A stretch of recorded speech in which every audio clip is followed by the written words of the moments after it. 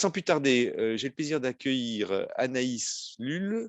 Bonjour Anaïs. Bonjour à tous.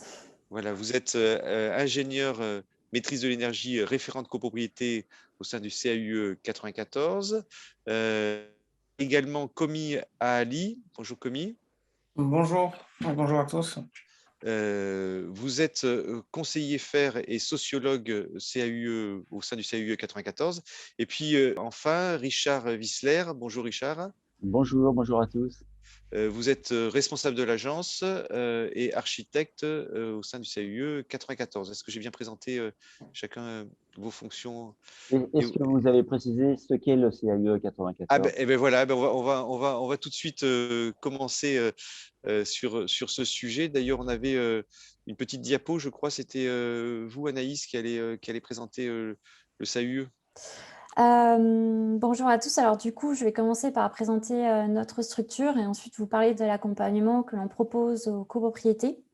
Donc le CAUE, qu'est-ce que ça veut dire? Ça veut dire Conseil d'architecture, d'urbanisme et d'environnement. Donc c'est une association à but non lucratif qui a été créée par la loi sur l'architecture de 1977. Elle est composée d'architectes et de paysagistes dont l'objectif, en fait, c'est de valoriser et améliorer le patrimoine naturel et urbain du territoire. Donc là, il s'agit du département du Val-de-Marne. Cette association est financée par la taxe d'aménagement du département et elle délivre des conseils gratuits, neutres et indépendants à la fois aux collectivités et aux particuliers sur les projets d'aménagement urbain et sur toutes les démarches qui touchent au développement durable. Alors, la spécificité du CAUE du Val-de-Marne, c'est qu'elle porte en son sein une agence de l'énergie qui fait partie du réseau national FAIR, qui est composée de conseillers énergie qui, eux, délivrent des conseils gratuits, neutres et indépendants auprès des particuliers et collectivités sur les projets de rénovation énergétique et sur la réduction des factures d'énergie. Alors là, sur la carte que vous voyez, vous avez le département du Val-de-Marne. Alors, l'agence agit sur 2 territoires du département qui sont en jaune. Donc le PT11, Grand Paris Sud-Est Avenir, et le PT12 qui est le Grand Orly NBF. Donc nous, on agit sur une quarantaine de communes. EPT, alors juste Anaïs, ouais. juste c'est pour les acronymes, le public ne sait pas forcément ce que c'est un EPT. Établissement Public public territorial. territorial. C'est ça. C'est ça. On n'a plus trop l'habitude de le dire, mais effectivement, ce sont des territoires. Alors la spécificité de l'agence du CAUE pour les copropriétés, c'est qu'en fait, pour chaque copropriété, il y aura un accompagnement d'un binôme, donc un architecte conseil de notre structure et d'un conseiller FAIR de notre structure. Donc, on regarde en fait la copropriété sur quelle ville en fait elle se situe, et puis suite à l'inscription sur la plateforme CocheCopro. Alors, la plateforme CocheCopro, je laisserai Jessica de la PC expliquer plus en détail en quoi consiste cette plateforme. Mais on va envoyer en fait une notification à la copropriété avec le nom de l'architecte conseil et le nom du conseiller FAIR qui va pouvoir accompagner la copropriété sur son projet de A à Z. Alors, en quoi consiste cet accompagnement? Je vais donner quelques exemples. Mais par exemple, si une copropriété souhaite prendre rendez-vous, elle peut prendre rendez-vous avec un conseiller FAIR et un architecte de notre structure.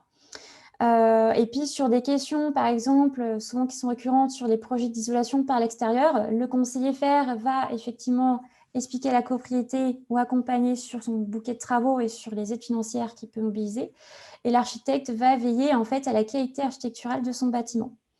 Mais je vais laisser du coup la parole à mes collègues qui vont vous traduire plus précisément en quoi consiste l'accompagnement par un binôme de notre structure via un exemple de copropriété qu'on a accompagné du début à la fin. Alors peut-être on peut décrire cet exemple de copropriété. C'était ça. Hein. Est-ce que c'est Komi qui va nous présenter cet exemple? Ouais, je vais laisser la parole. Oui, bonjour à tous. Et donc, la copropriété sur laquelle on veut faire un retour d'expérience pour mettre en lumière cette spécificité de l'accompagnement du CAUE 94 et de son agence de l'énergie. Donc, c'est la résidence Les Gondoles à Choisy-le-Roi. Donc, il y a deux bâtiments sur R+8 et il y a 150 lots. Et les travaux qui ont été réalisé sur cette copropriété. Alors, vous le voyez affiché, mais très rapidement. Donc, d'ailleurs, c'est toujours un peu du classique, hein. Donc, on intervient sur l'enveloppe du bâti, donc avec un ravalement avec isolation par l'extérieur. Ensuite, on traite l'étanchéité donc de l'enveloppe. On remplace les menuiseries d'origine, la ventilation également, c'est du classique pour apporter de l'équilibre et de la cohérence dans le bon fonctionnement après travaux. Et ensuite, il y a eu du calorifugage et du réseau de chauffage. Donc, le tout ayant permis d'atteindre un niveau BBC rénovation.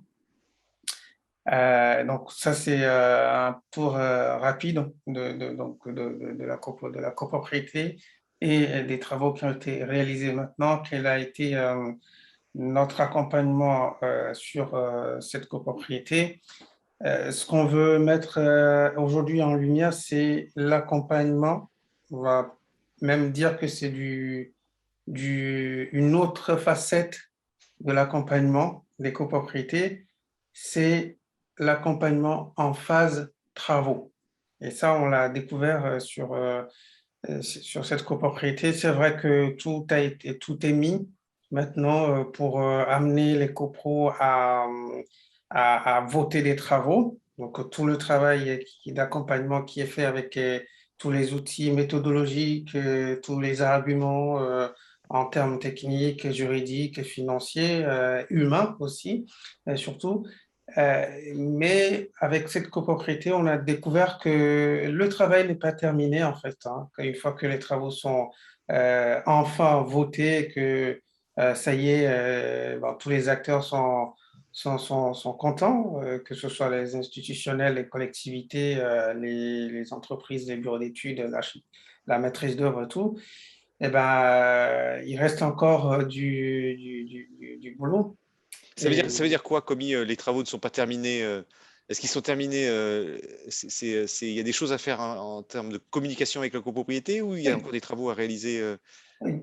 Le travail d'accompagnement, Ah oui, voilà, il n'est pas terminé en fait une fois que les c'est ça. travaux, ça ne s'arrête pas là et on a découvert ça avec cette copropriété. Alors pour entrer directement dans le vif du sujet, c'est que, alors je ne sais pas si on peut remettre le Oh, slide. je l'ai coupé parce que finalement, D'accord. ça n'amène pas grand-chose Voilà. d'avoir la Mais diapo. alors, très rapidement, déjà dans l'installation du chantier, très vite, il y a eu du mécontentement des habitants Ouais. dans l'installation du chantier avec de la laine de verre posée à même le sol, sans protection, ce qui a provoqué des réactions sanitaires au niveau de certains occupants. Donc, ça avait très vite commencé de cette manière-là. Ensuite, dans l'exécution des travaux, juste un exemple, dans le CCTP, il est clairement noté que les garde-corps sont poncés et ensuite repeints.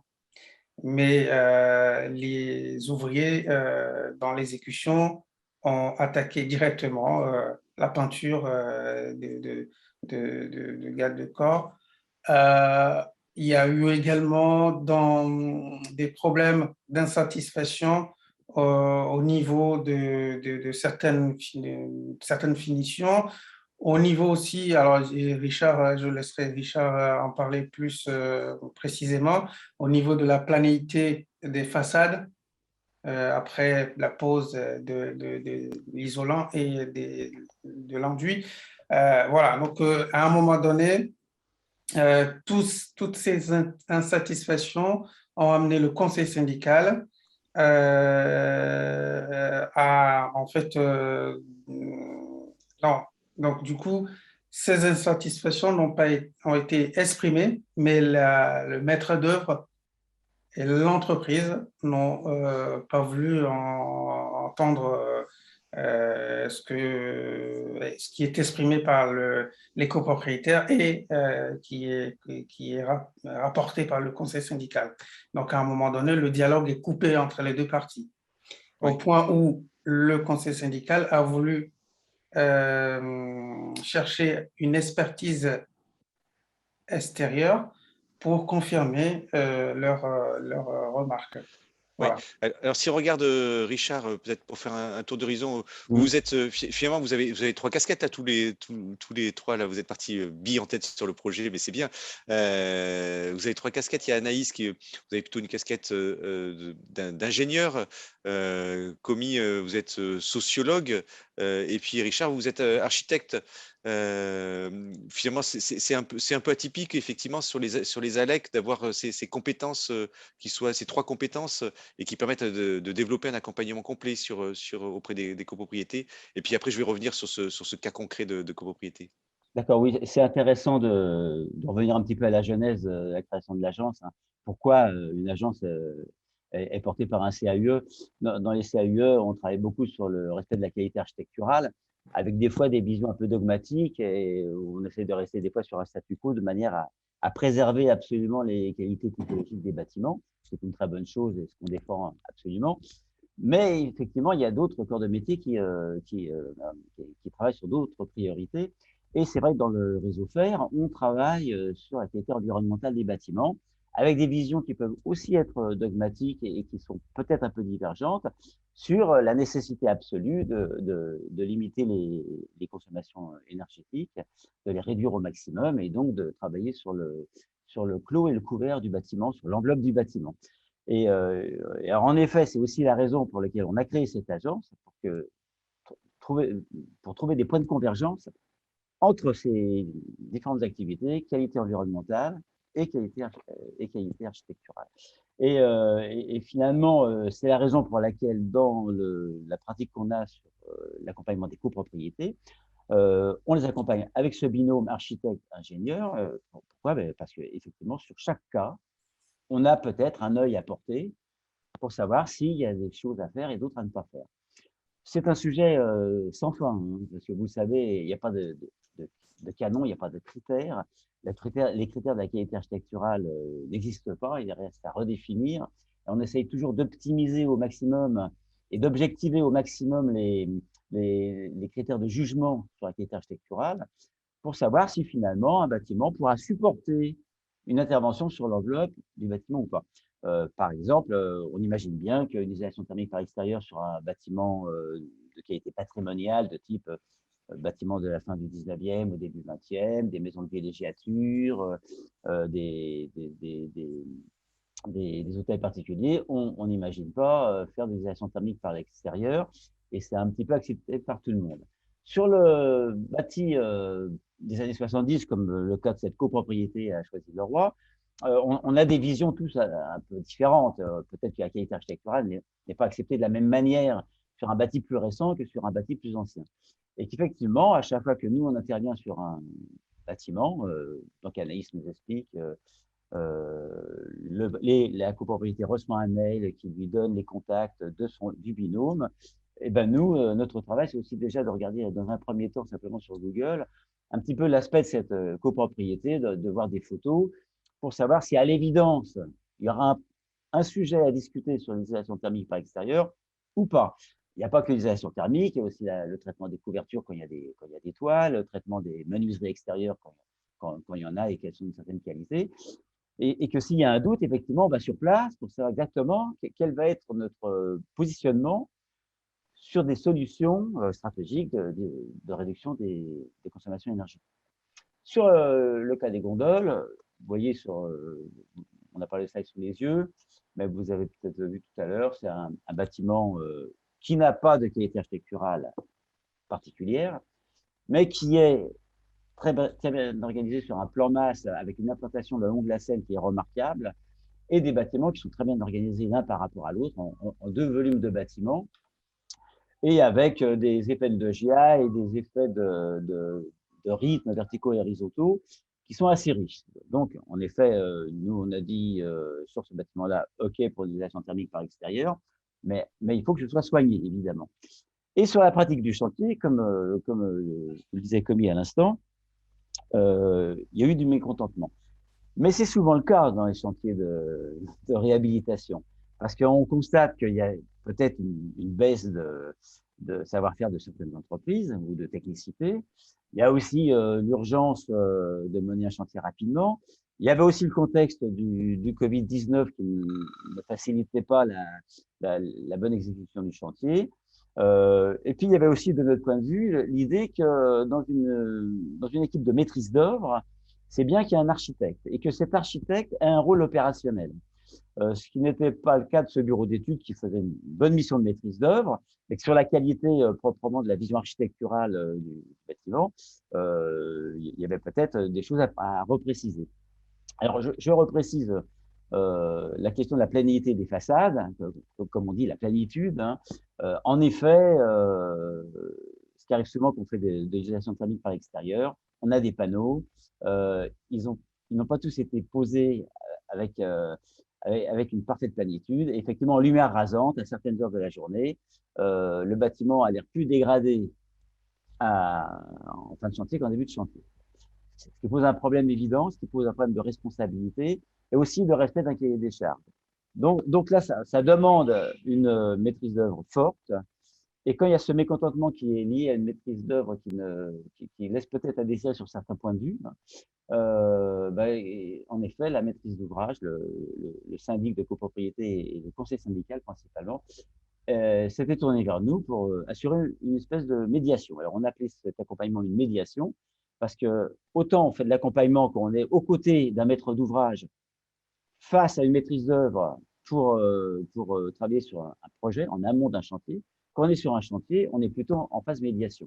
Et on n'a absolument pas à confondre notre intervention avec une quelconque ingérence dans la mission de maîtrise d'œuvre. C'est-à-dire qu'on n'intervient absolument pas auprès des entreprises, on ne leur parle même pas, et nous ne sommes pas un acteur du chantier, nous sommes juste un accompagnateur. Hein. Et pour citer un exemple, nous sommes des accompagnateurs, mais comme on est architecte et ingénieur, évidemment, on a une connaissance. Et une connaissance qui est aussi basée sur une certaine expérience professionnelle, parce qu'on n'est pas tous très jeunes dans notre structure, donc on connaît des choses. Et par exemple, si vous voulez, les mécontentements sur le chantier naissent souvent de pratiques professionnelles sur un chantier qui laissent à désirer, mais c'est un peu le cas sur beaucoup de chantiers, comme dit Commis, le stockage des matériaux sur les chantiers. Est-ce que Richard, sur ce chantier-là, finalement, oui, est-ce que c'est classique ce qui s'est passé ou effectivement, qu'on va retrouver un peu sur tous les chantiers, ou est-ce qu'il y a eu effectivement des éléments un peu exceptionnels? Il y a eu les deux. Il y a eu les choses très classiques, propreté du chantier, production de poussière, pollution de la qualité de l'air. Ça, c'est classique. Sur définition qui laisse à désirer parce que la maîtrise d'ouvrage ne connaît pas les tolérances qui peuvent être acceptables dans le bâtiment. Hein. Et puis aussi des débordements, parce qu'il y a des peintres qui viennent vous repeindre des fenêtres avec des brosses à rechampi qui servent plutôt à peindre des surfaces plus grosses et la finition n'est pas toujours très très bien. Sur la particularité de ce chantier, par exemple, il y avait un travail sur le complexe isolation étanchéité du toit terrasse. Le travail était bien fait, mais en fin de chantier, on s'est aperçu que dans les 2-3 derniers étages, il y avait une odeur d'égout qui se répandait dans les étages, dans les parties communes et dans les pièces humides des appartements. Alors tout le monde s'est posé la question, qu'est-ce que c'est que cette histoire? C'est pas parce qu'on fait un ravalement que ça commence à sentir mauvais dans les étages. Sauf qu'on s'est aperçu qu'en effet, tout le monde ne le sait pas, mais vous avez les chutes des WC, des cuisines, des salles de bain qui doivent être ventilées, parce que vous savez, quand vous tirez une chasse d'eau, par exemple, vous avez de l'eau qui descend dans la canalisation. Pour que l'eau descende de façon convenable, il faut que de l'air rentre dans cette canalisation. Et donc, il y a des ventilations de chute qui montent en couverture. Quand on refait l'étanchéité d'un toit terrasse, il faut être très attentif quand même à ne pas supprimer les ventilations de chute, ce qui est arrivé sur certaines colonnes. Alors, ça, c'est un défaut pas très fréquent quand même.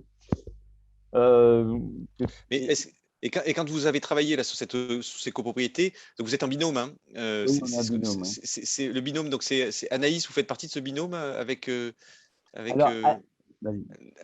l'ingénieur, parce que je crois que la maîtrise d'œuvre, c'était un bureau d'études hein, qui Et donc, c'est qui le binôme finalement, Anaïs? Alors sur cette copropriété-là, c'était pas moi qui étais présente, c'était une ancienne collègue et c'est Comi en fait qui a repris l'accompagnement. Ouais. Donc il y a un Voilà. binôme, un accompagnateur et un architecte. C'est ça, Voilà, exactement. exactement. Et juste pour Et ça, c'est juste, ça c'est classique sur tous les sur tous les chantiers que vous réalisez. C'est-à-dire que vous avez un accompagnateur qui va accompagner les copropriétaires sur la meilleure compréhension du chantier, des enjeux, et ainsi de suite. Et puis vous avez un architecte qui va être sur les aspects architecturaux. C'est Est-ce ça, qu'on est d'accord là-dessus? exactement. tout à fait. Et donc juste pour finir, c'est sur les copropriétés finalement, si j'ai bien compris, c'est que pour réussir un travaux, il faut trois acteurs, hein. Il faut l'architecte sur l'aspect architectural, l'ingénieur pour l'aspect thermique, mais il y a aussi l'ingénieur financier, c'est-à-dire la personne qui va faire, et puis l'accompagnement, bien sûr, j'allais l'oublier, donc il en faut quatre. Qui est-ce qui joue ce rôle d'ingénieur financier Est-ce que c'est vous qui portez cet élément parce qu'il y a des aides spécifiques et qu'il faut mobiliser? Alors, en fait, pour répondre sur cette question, je dirais que entre guillemets, hein, l'ingénierie financière, c'est déjà le cœur du métier du conseiller ferme, donc tous les conseillers qui accompagnent les copropriétés, c'est déjà la base, le premier niveau d'information, c'est sur déjà l'information sur les aides existantes, Ah oui. comment les mobiliser, les critères d'obtention, etc. Donc ça, c'est vraiment ce travail, il est inclus dans le rôle du conseiller. Après, Est-ce que vous allez commis jusqu'à réaliser un plan de financement ou non, voilà. Et voilà, c'est là où quand on arrive en phase de maîtrise d'œuvre, que nous, on ne joue plus ce rôle d'ingénierie financière, mais plutôt le passer à quelqu'un, à un acteur dont c'est vraiment le métier. Donc, on sait maintenant qu'aujourd'hui, il y a une offre d'ingénierie financière qui est sur le marché de la rénovation des copropriétés. Et là, on le conseille même aux copropriétés s'ils peuvent, de souscrire à une offre, de prendre une ingénierie financière pour le montage et des dossiers à la fois individuels et des prêts collectifs, etc. Nous, on le fait pas. Là, l'agence parisienne du climat pourra aussi le confirmer après. Mais voilà, mais à la base, dans la connaissance tous les dispositifs financiers et leurs mécanismes d'obtention, ça c'est notre métier. On le fait déjà dans les premiers instants qu'on accompagne la copropriété. Ça fait partie d'ailleurs des éléments, des leviers pour leur dire, voilà, il existe des aides, ça pourra aller jusqu'à telle hauteur en termes de pourcentage par rapport au montant total des travaux. Voilà, ça, on le fait.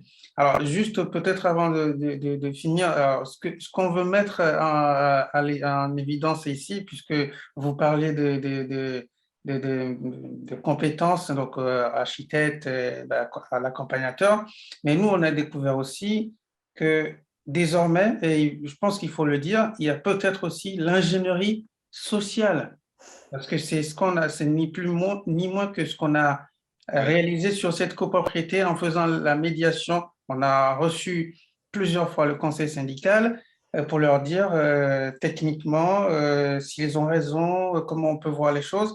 On a discuté avec la mairie, on a discuté avec le maître d'œuvre et ensuite on a réuni tous ces acteurs-là, y compris la collectivité, la mairie, puisque la mairie finance ce projet, comme c'est indiqué dans le plan de finance des subventions sur le slide.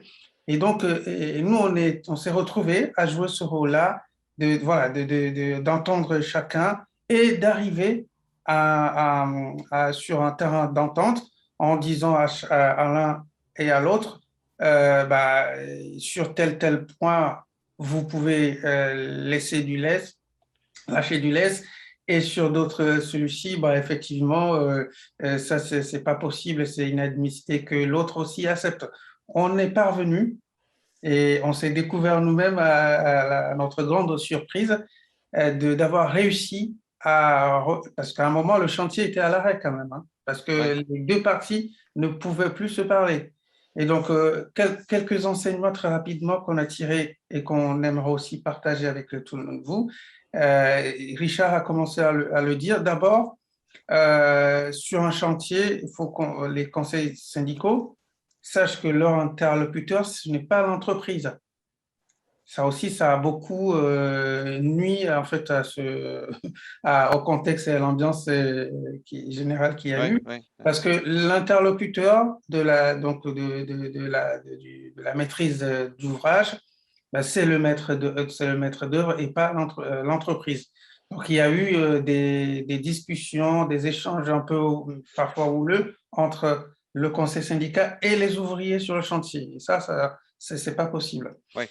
Juste, il y a des questions, je vais les prendre parce que le temps passe, mais d'ailleurs qui sont en lien avec votre sujet, c'est quel est le contrat d'engagement ou de responsabilité des SAU dans le processus d'accompagnement? Parce que effectivement, vous avez un rôle vous n'êtes pas loin de la maîtrise d'œuvre, Richard. Non, alors surtout pas. On ne fait jamais surtout pas. d'œuvre. On ne fait pas non plus d'ailleurs d'assistance à maîtrise d'ouvrage.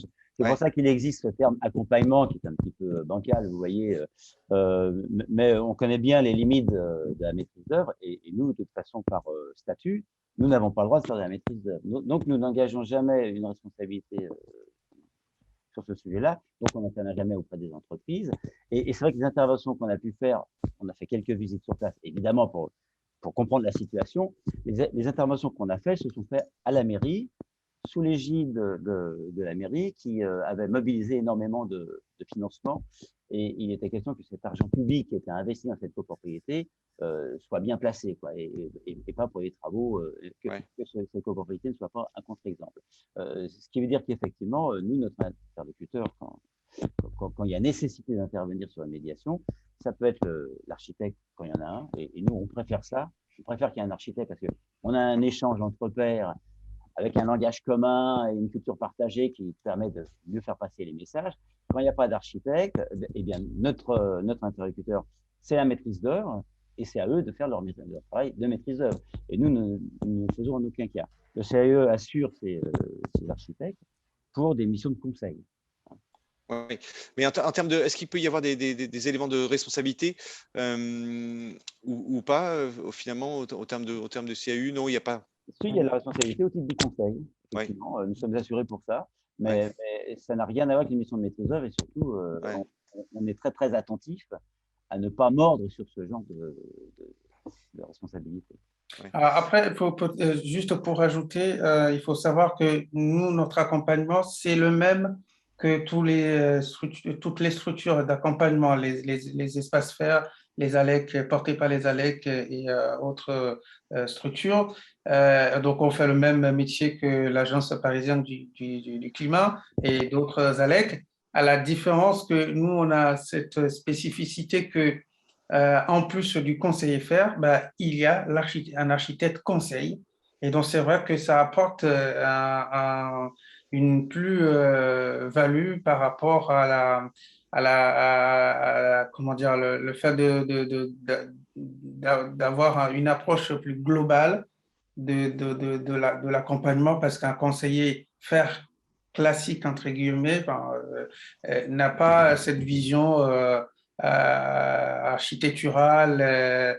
Et d'ailleurs, l'exemple de cette copropriété le montre. Si j'étais seul sur cette copropriété, il y a des aspects que je n'aurais pas vus, même en termes de vocabulaire ou autre, de dialogue avec les acteurs, notamment le maître d'œuvre. Le fait que Richard soit donc dans ce binôme avec moi, ça avait tout changé, ça, beaucoup même sur tous ces aspects.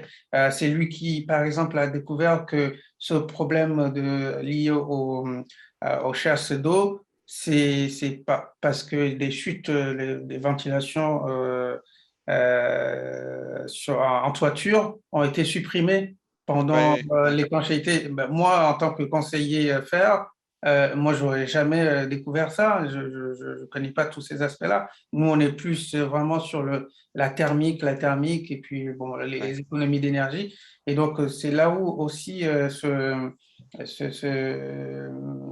comment dire, juste avant peut-être d'oublier dans ma tête, alors je pense que c'est possible aussi sur les autres territoires, puisque dans chaque département, en tout cas en Île-de-France, il y a un CAUE. Donc, que les structures n'hésitent pas aussi à mobiliser les CAUE sur leur département. Ouais, ouais. Est-ce que Richard, là je parle pour Richard et Anaïs, pour faire tourner la parole, hein. Anaïs, est-ce que aussi vous connaissez ce dispositif? Est-ce que donc tous les départements des SAIE, et Richard aussi, mais qui va répondre, je ne sais pas, mais est-ce que les copropriétaires peuvent se rapprocher des CAUE sur l'ensemble des départements français? Alors, ils peuvent se rapprocher, mais c'est vrai qu'il y a besoin, je trouve, d'une collaboration entre l'agence référente sur le territoire, le SAIE. Par L'Agence exemple, locale de l'énergie, hein, vous c'est dites. ça, l'agence locale d'énergie ou Espace Vert. On a vu le cas aussi sur quelques communes de l'Essonne où effectivement il y a un CE 91. Mais nous, en fait, la spécificité, c'est que vu qu'on est dans les mêmes locaux, on a eu depuis des années du coup des réunions, des temps pour du coup discuter de ces problématiques-là. Donc on a une méthodologie de travail qui s'est installée avec d'autres CAE qui n'ont peut-être pas l'habitude effectivement d'avoir des questionnements de copropriété sur les projets de rénovation énergétique. Il n'y a peut-être pas encore un réflexe du coup d'aller voir le CAE pour avoir un conseil par un architecte conseil. Ouais. Il y a Christian qui pose une question, c'est est-ce que pour éviter les problèmes, les diagnostics ont bien été réalisés en amont, comme les diagnostics plomb pour les peintures sur les garde-corps? Ouais, sur la copro des gondoles, tous les diagnostics ont été réalisés, Ouais. les plus Donc, complets possibles. là, il n'y avait pas de difficulté. Monsieur et Madame Feuilly qui dit, alors là, on va le repréciser, hein, Richard, ça c'est peut-être pour vous, ou pour Anaïs, cette question. Les architectes conseils du CAUE sont-ils censés remplacer toute prestation par architecte de droit privé, projet plus maîtrise de travaux, ou bien est-ce un accompagnement supplémentaire, complémentaire? Quelle relation avec les architectes maîtrise d'œuvre et BOT? On ne remplace jamais un Ouais, architecte qui fait de la maîtrise d'œuvre. Et ouais, d'ailleurs, par statut, nous n'avons pas le droit de faire de la maîtrise d'œuvre sur nos départements, hein. ouais, Donc, c'est pas du tout le cas. C'est vrai que dans l'esprit de certains, il peut y avoir une confusion, mais on intervient toujours en complément et souvent en complicité avec l'architecte qui fait la maîtrise d'œuvre d'une opération, hein, de manière à apporter ouais. des fois quelques éléments de langage, des tentatives de médiation quand il y a un sujet de mésentente, hein. Sinon, quand tout se passe bien, on n'a aucune raison d'intervenir. Et trois quarts du temps, tout se passe bien, surtout quand il y a un architecte, je veux dire. D'ailleurs, il faut préciser que souvent, comme tous les autres accompagnements d'ailleurs, le gros du travail d'accompagnement est fait, et donc avec la présence d'un architecte du CAUE, en amont de l'impulsion du projet jusqu'au moment où la copropriété engage un bureau d'études, un maître d'œuvre et tout ça, que les travaux sont votés. Bah, nous, on reste désormais en retrait. Donc, Ouais. c'est pas, voilà, sur cette copro de Choisy-le-Roi, on est revenu un petit peu devant la scène parce qu'il y a eu des problèmes et il fallait trouver une solution de médiation. Ouais, Sinon, et c'est pour ça qu'il n'y a jamais de collision, parce ouais, que tout le travail est d'abord fait pour amener la copropriété à maturité. Et une fois que la copropriété engage des professionnels dont c'est le métier, bureau d'études, maître d'œuvre et tout ça, bah, nous, l'accompagnement, on le fait, mais du coup, un peu plus en retard, en ayant toujours cet œil extérieur, ce tiers de confiance, mais jamais vraiment au-devant de la scène. oui, vous avez d'autres spécificités aussi au sein du CAUE avec l'Agence locale de l'énergie et du climat. Vous avez des spécificités d'urbaniste et de paysagiste, Richard, Anaïs. Allez, Anaïs. Oui, en fait, on a des alors, urbanistes et paysagistes qui travaillent au CAIE, donc sur des Ouais, projets plus aménagement urbain, donc accompagnement des collectivités. Là, par exemple, on a un projet en cours qui s'appelle les cours Oasis, où effectivement nos collègues travaillent sur plus ramener des espaces verts dans les cours d'école. Donc, on travaille avec plusieurs collectivités sur ce sujet. ouais. Et sur les paysagistes, urbanistes, c'est pour l'aménagement et paysagistes, c'est pour les aménagements, vous dites dans les écoles, hein, c'est ça? Bah là, c'est un projet. Après, il faut savoir que si effectivement, il y a des copropriétés qui alors il y en a très peu, mais c'est intéressant aussi de les faire réfléchir là-dessus, c'est l'aménagement urbain aussi, à l'échelle de la copropriété. Quand elle engage des travaux, j'ai aussi une copropriété qui est venue me voir en me disant: «Bah voilà, on voudrait changer un peu l'aménagement urbain autour de nos bâtiments» et là, effectivement, on peut s'aider, du coup, de notre paysagiste, de nos paysagistes dans nos structures pour les aider aussi, les accompagner sur ce volet-là. Ouais. Non, mais c'est réjouissant de finalement de voir, toutes les compétences, c'est vraiment atypique, hein. Je ne sais pas s'il y a d'autres ALEC, qui travaillent avec des CAUE en France, si vous êtes la seule, comme ça, mais finalement, un copropriétaire vient vous voir, vous pouvez l'accompagner, comme vous disiez Richard, pour donner une grille de lecture sur les travaux qu'il pourrait réaliser, hein, sur les aspects architecturaux et donc ça et puis vous pouvez l'accompagner aussi sur l'aspect urbanisme, l'aspect paysage, l'aspect sociologie, donc vous avez vraiment un accompagnement complet auprès des copropriétés. Alors, c'est Est-ce vrai qu'on qu'au départ, les conseils qu'on donne étaient toujours dans les bureaux, loin du site, dans les mairies, et que progressivement, en se croisant avec le réseau FAIR, eh ben, on va sur place maintenant. En effet, on va sur place Eh oui, avant, de préférence avant les chantiers, justement pour ne pas nourrir une ambiguïté avec les missions de maîtrise d'œuvre, hein. Et quand c'est en phase chantier, comme tu dis, Commis, bah, c'est parce qu'il y a un souci et qu'il y a une médiation à opérer. Et de toute façon, c'est toujours à la demande d'un organisme tiers. Dans le cas des gondoles, c'était la ville qui utilisait des fonds FEDER, des fonds européens, pour 630 000 euros. Et il était bien question que cet argent public soit bien investi.